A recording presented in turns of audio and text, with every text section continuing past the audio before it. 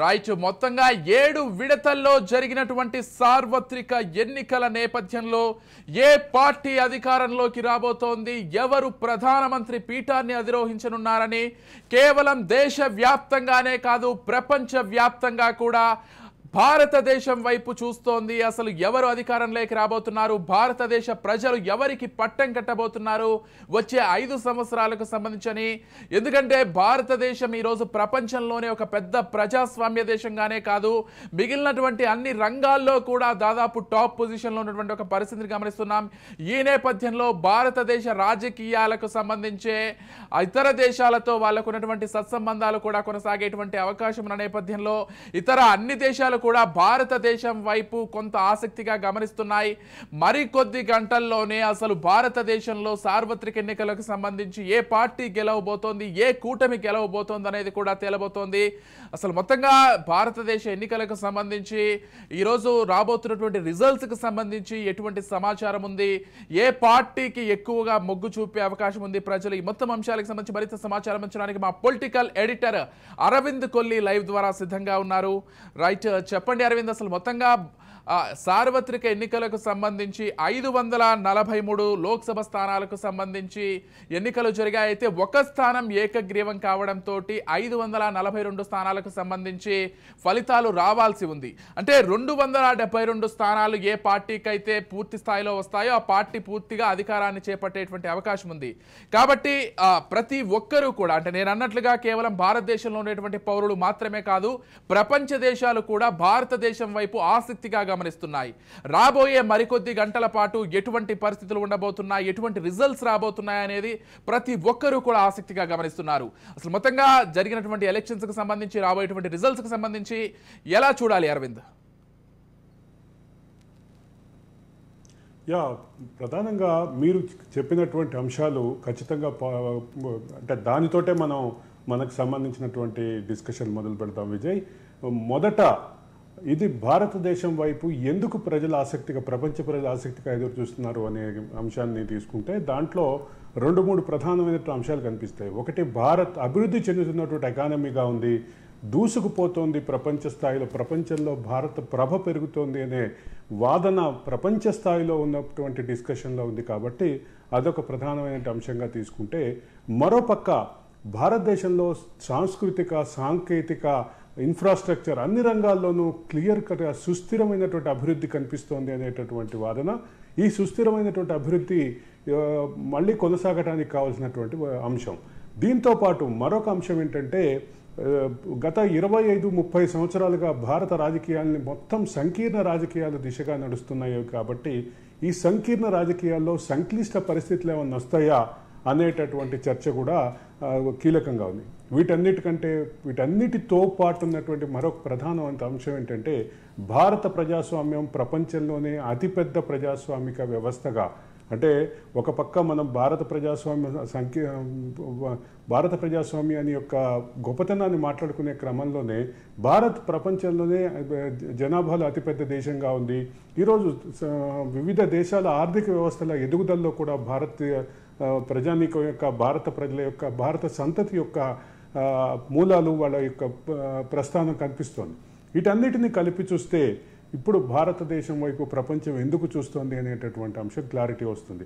అదే సందర్భంలో సూపర్ పవర్గా ఎదగబోతోంది భారత్ అంటూ అంతర్జాతీయంగా వస్తున్నటువంటి వ్యాఖ్యానాలు, దానికి సంబంధించినటువంటి సుస్థిర అభివృద్ధి ప్రస్థానం, గత 75 సంవత్సరాల సుస్థిర అభివృద్ధి ప్రస్థానం, ప్రజాస్వామ్య ప్రస్థానం, ఇవన్నీ కలిపి ఆలోచిస్తే భారత్ ఎందుకు ఇట్లా ప్రజ్వలిల్లుతోంది, భారత్ ఎందుకు ఇంత విస్తృతంగా భారత ఎన్నికలు ఎందుకు ఆసక్తిని కలుపుతున్నాయి అనేటటువంటి మీ ప్రశ్నకి ఇది సమాధానంగా చూడాలి విజయ్.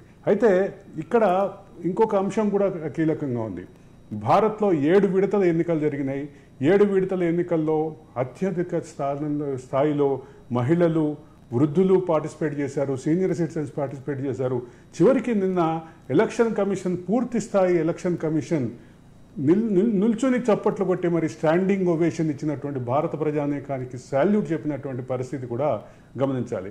ఇప్పుడు 542 నియోజకవర్గాల ఎన్నికల ప్రస్తావనకు వస్తే 7 విడతల్లో ఎన్నికలు జరిగినాయి. 7 విడతల్లో జరిగినటువంటి ప్రతి ఎన్నికలో కూడా కొన్ని చోట్ల మినహా ప్రత్యేకమైనటువంటి ఎక్కడ ఇబ్బందులు లేకుండా ప్రశాంతంగానే ఎన్నికలు జరిగినాయని చెప్పాలి. ఈసారి ప్రధానంగా జమ్మూ కాశ్మీర్ లాంటి చోట్ల, ముఖ్యంగా నార్త్ ఈస్ట్ రాష్ట్రాల్లో గణనీయమైనటువంటి ఓటింగ్ శాతం పెరగటం కూడా గమనించాలి. ఇక అదే సందర్భంలో దేశంలోని అత్యధిక ఓటింగ్ శాతాన్ని నమోదు చేసినటువంటి ఆంధ్రప్రదేశ్ రాష్ట్రం కూడా ఖచ్చితమైనటువంటి ఓటింగ్ శాతం, అంటే అది ఒక రిమార్కబుల్ ఓటింగ్ శాతాన్ని రికార్డు చేయటం గమనించాలి విషయం.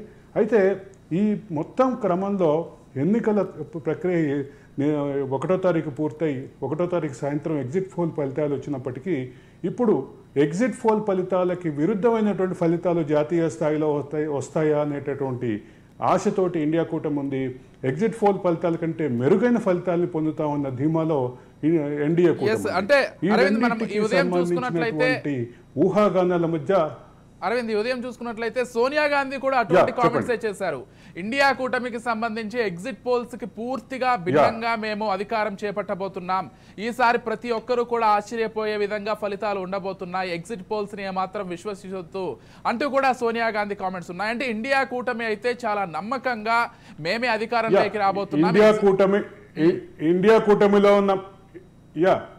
ఇండియా కూటమిలో ఉన్న ప్రతి భాగస్వామ్య పార్టీ కూడా ఇదే రకమైనటువంటి భావాన్ని వ్యక్తం చేస్తోంది.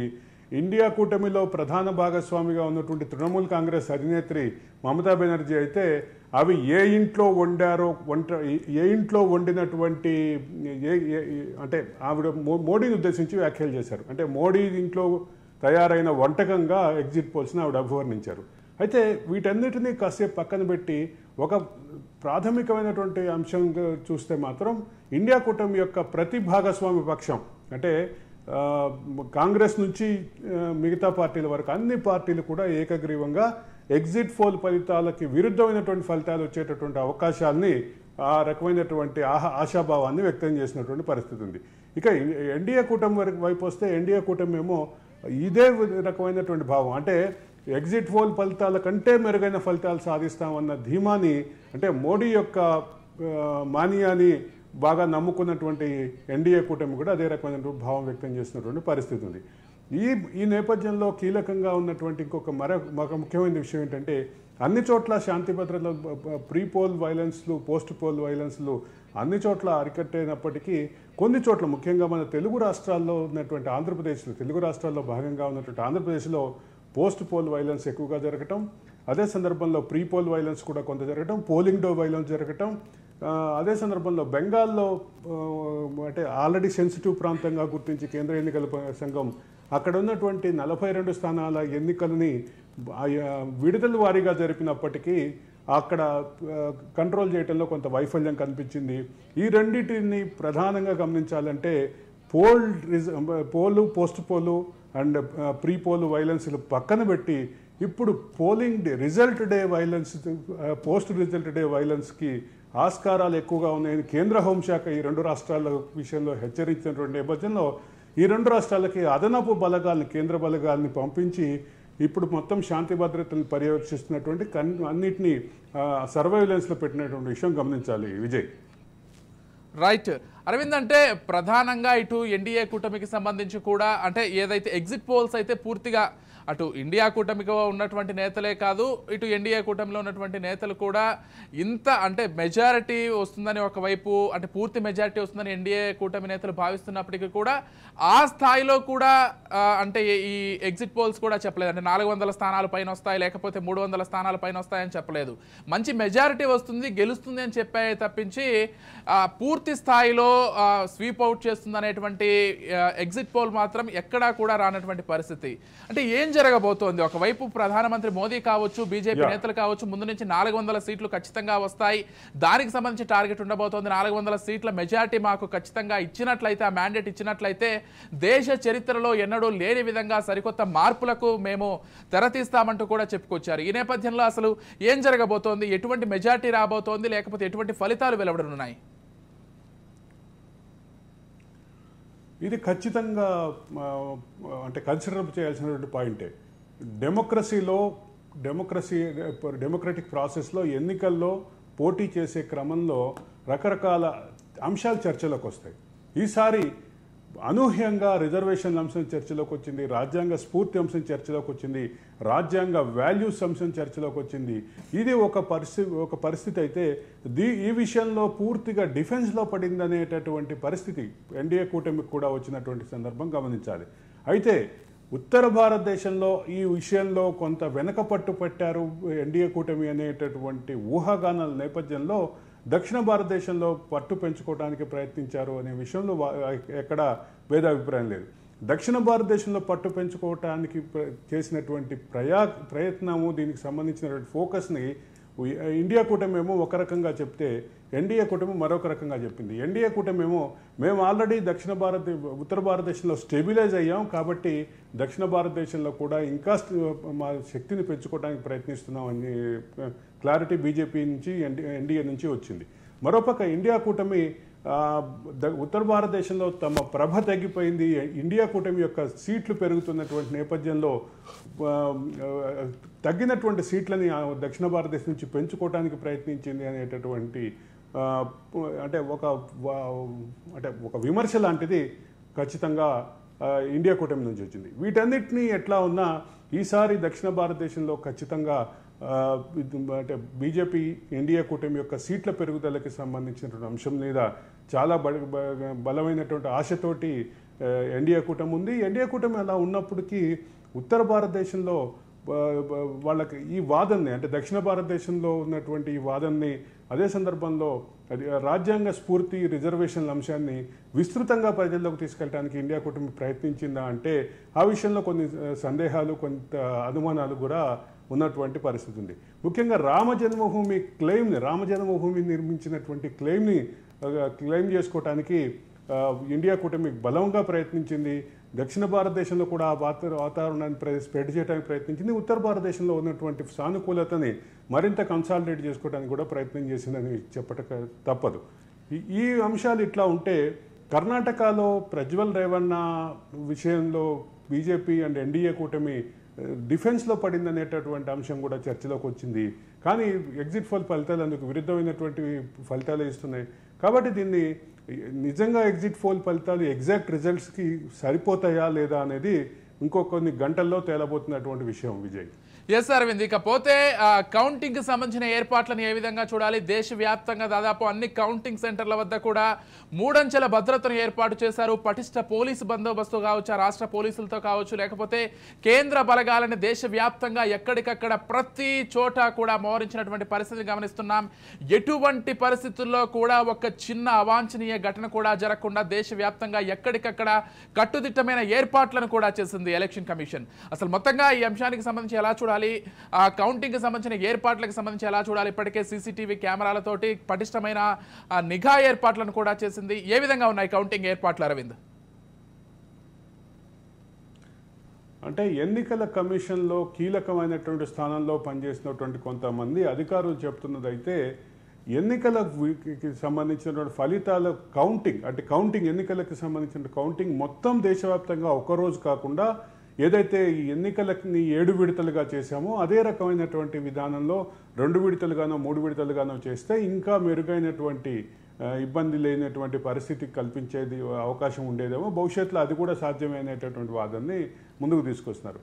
ఇక్కడ ప్రధానంగా గమనించాల్సింది ఏంటంటే pre poll, pole day, post poll ఈ వైలెన్స్ల విషయంలో దేశవ్యాప్తంగా కట్టడి చేయగలిగినప్పటికీ ప్రధానంగా ఆంధ్రప్రదేశ్ విషయంలో, అదే సందర్భంలో పశ్చిమ బెంగాల్ విషయంలోనే కొంచెం ఇబ్బందికరమైనటువంటి పరిస్థితిని కేంద్ర ఎన్నికల సంఘం ఎదుర్కొన్నటువంటి పరిస్థితి.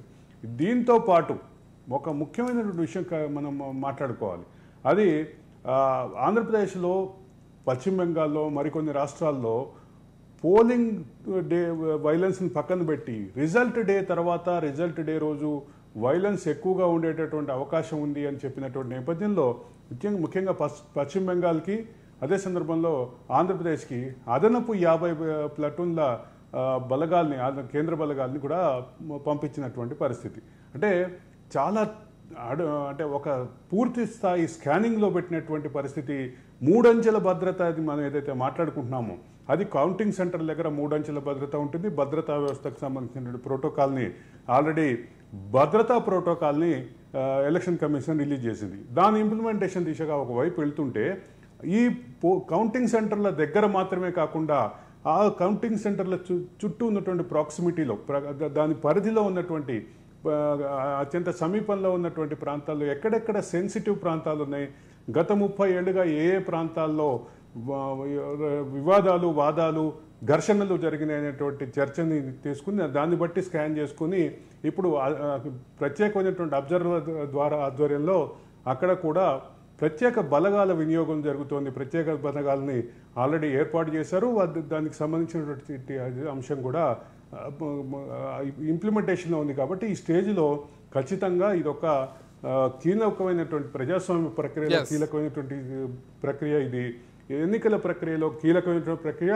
ఈ రోజు జరగబోయేటటువంటి ఓటింగ్ శాతం కౌంటింగ్ అనంతరం జరిగేటటువంటి అవకాశాలు ఉన్నటువంటి అల్లర్లు జరిగే అవకాశం ఉన్న ప్రాంతాలని, అదే సందర్భంలో కౌంటింగ్ ప్రాంతాలని ఐడెంటిఫై చేసి అక్కడ ప్రత్యేకమైనటువంటి బలగాలను అయితే వినియోగం జరిగిందని చెప్పాలి విజయ్. ఎస్ అరవింద్, అంటే ప్రధానంగా దేశవ్యాప్తంగా జరుగుతున్నటువంటి ఎలక్షన్స్ పైన ఒక చర్చ నడుస్తుంటే ఆ దేశం మొత్తం కూడా ఏదైనా రాష్ట్రం వైపు చూస్తోందా, రాష్ట్రంలో ఎలాంటి ఫలితాలు రాబోతున్నాయని ఎదురు చూస్తుందా అంటే అది ఖచ్చితంగా ఆంధ్రప్రదేశ్ అనే చెప్పుకోవాలి. అంటే పోస్టల్ బ్యాలెట్ తర్వాత కొంత ఖచ్చితంగా ఆ పోస్టల్ బ్యాలెట్ ఎలక్షన్స్ కి సంబంధించి ఇప్పటికే ప్రారంభం అవుతున్నాయి. ముందుగా పోస్టల్ బ్యాలెట్ కి సంబంధించి కౌంటింగ్ ఉండబోతోంది. కాబట్టి ఈ పోస్టల్ బ్యాలెట్ కి సంబంధించి కూడా ఆసక్తి నెలకొంది. అంటే ఇంకో ప్రధానమైనటువంటి విషయం ఏంటంటే ఎగ్జిట్ పోల్ తర్వాత ఒక కొలిక్కి వచ్చే అవకాశం ఉంది, లేకపోతే ఒక అంచనాకు వచ్చే అవకాశం ఉందని మొత్తం భావించారు. కాకపోతే ఎగ్జిట్ పోల్స్ తర్వాత ఉన్న కన్ఫ్యూజన్ మరింత ఎక్కువైపోయిందనడంలో మాత్రం ఎలాంటి అతిశయోక్తి లేదు. కాబట్టి ఈరోజు దేశం మొత్తం కూడా ఆంధ్రప్రదేశ్ వైపు చాలా ఆసక్తిగా గమనిస్తోంది. కూటమి అధికారంలోకి రాబోతోందా, లేకపోతే వైసీపీ రెండోసారి అధికారాన్ని చేజిక్కుంచుకోబోతోందా అని. అంటే మీరు ఇందాక మాట్లాడుతున్నట్లుగా కూడా దేశంలో ఏ ప్రాంతంలో లేనటువంటి అల్లర్లు కావచ్చు, గొడవలు కావచ్చు, పోస్ట్ పోలింగ్ తర్వాత ఆంధ్రప్రదేశ్లో జరిగాయి. అంటే ఇక్కడ ఉన్నటువంటి రాజకీయ వేడి ఏంటి, రాజకీయంగా జరుగుతున్నటువంటి చర్చ ఏంటనేది చాలా క్లియర్ కట్ గా అర్థమవుతోంది. అంటే అక్కడ ఎంపీ స్థానాలకు సంబంధించి ఏ పార్టీకి మ్యాండేట్ ఉండే అవకాశం ఉంది, అక్కడ ఎంపీ స్థానాలకు సంబంధించి వైసీపీ ఎక్కువగా దక్కించుకుంటుందా, లేకపోతే టీడీపీ కూటమి దక్కించుకునే అవకాశం ఉందా, దీనికి సంబంధించి ఎటువంటి విశ్లేషణ ఉంది అరవింద్? అంటే ఇక్కడ మిగతా విషయాన్ని పక్కన పెడితే, అంటే శాంతి భద్రతల విషయాన్ని కాసేపు పక్కన పెడదాం. ప్రధానంగా రాజకీయపరమైనటువంటి ఒక చర్చ చూద్దాం. ఒకటి, రాజకీయపరమైనటువంటి చర్చలో విస్తృతంగా పథకాలు ఇచ్చి ఆ పథకాలతోటి గెలవటం అనేటటువంటి ఒక ప్రయోగానికి ఇదొక ఎగ్జాంపుల్గా తీసుకునే పరిస్థితి ఆంధ్రప్రదేశ్లో ఖచ్చితంగా ఉంది. అదే సందర్భంలో ఆంధ్రప్రదేశ్లో దీంతో పాటు కీలకమైనటువంటి మరో అంశం ఏంటంటే, ఒక పక్క ఎన్డీఏ కూటమి ఉంది, రెండో పక్క ఇటు ఎన్డీఏలోను అటు ఇండియాలోను భాగస్వామిగా లేనటువంటి వైసీపీ ఉంది. ఒకవేళ వైసీపీ మెజారిటీ సీట్లు గెలిచేటటువంటి పరిస్థితి వస్తే నిజంగా మనం ఇందాకటి నుంచి అనుకుంటున్నటువంటి సంకీర్ణ రాజకీయాల్లో సంక్లిష్ట పరిస్థితి వస్తే ఎటువైపు మొక్కుతుంది అనేటటువంటి చర్చ కూడా రాజకీయ పండితుల్లో ఉంది. కాబట్టి ఆంధ్రప్రదేశ్ రాజకీయాలు ఖచ్చితంగా హాట్ టాపిక్గానే ఉన్నాయి. ఆంధ్రప్రదేశ్లో ఎవరు గెలవబోతున్నారు అనేటటువంటి అంశం మీద ఖచ్చితంగా దేశవ్యాప్తంగా చర్చ అయితే ఉంది. ఇండియా కూటమి కనుక గెలిస్తే, ఇండియా కూటమి కేంద్రంలో అధికారంలోకి వచ్చేటటువంటి పరిస్థితి వస్తే తర్వాత ఏం జరుగుతుందనే అంశం పక్కన పెడితే, ఒకవేళ నిజంగానే సంకీర్ణ రాజకీయాల్లో సంక్లిష్ట పరిస్థితి వస్తే మాత్రం ఖచ్చితంగా ఆంధ్రప్రదేశ్లో గెలవబోయేటటువంటి పార్లమెంటు సభ్యుల యొక్క వైఖరి, అక్కడ రాజకీయ పార్టీల యొక్క వైఖరి అన్ని కూడా ఖచ్చితంగా తీవ్రమైనటువంటి చర్చలోకి వచ్చేటటువంటి అవకాశం అయితే ఖచ్చితంగా ఉందని చెప్పక తప్పదు విజయ్. వీటన్నిటితో పాటు ఆంధ్రప్రదేశ్ రాజకీయాల్ని మీరు అన్నట్లుగా మొదటి నుంచి కూడా ఎటువంటి ఇటు కూటమి వస్తుందా, అటు జగన్ వస్తుందా అనేటటువంటి కన్ఫ్యూజన్ ఉన్నటువంటి పరిస్థితిలో ఎగ్జిట్ పోల్స్ దానికి క్లారిటీ ఇస్తాయి అనుకుంటే, ఎగ్జిట్ పోల్స్ ఆ కన్ఫ్యూజన్ని మరింత పెంచినటువంటి పరిస్థితి అయితే ఖచ్చితంగా ఉందని చెప్పక తప్పదు Vijay. Right, thank you Arvind.